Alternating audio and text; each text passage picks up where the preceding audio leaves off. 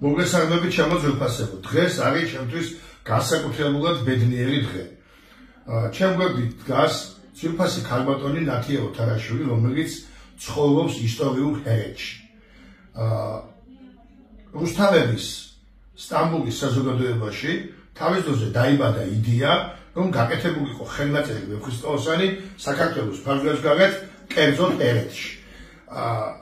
ნათიას დედამ სახელოვანმა მასწავლებელმა, ძვირფასმა ქალბატონმა ფეხით დაიარა მთელი ჰერეთი და ამ წიგნში არის მათი ხელნაწერები, რომელიც ჩამოვიდა სტამბოლში და ახლა მიდის ქუთაისში. და ორივე სიტყვა ნათიამაც მინდა გთხოვს, რატომ მიდის ქუთაისში ვეფხისტყაოსანი და მადლობა მინდა მას განსაკუთრებული უთხრა მის ძვირფას დედიკოსთან ერთად.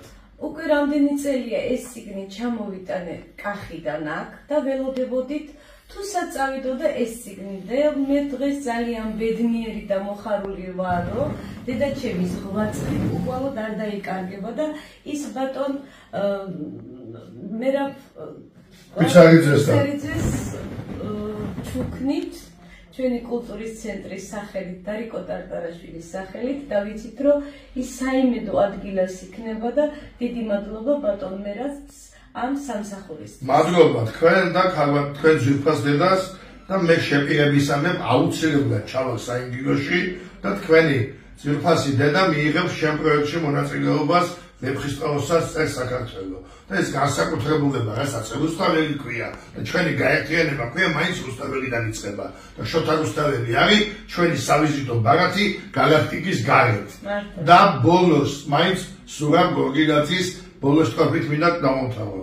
უცებ გამეღვიძა შიშის სასტუმარზე, ცხემლის ცხელიკონა დავდე, ღმერთმა დაგვიფაროს, ღმერთმა საქართველოს ორი რუსთაველი ყავდეს.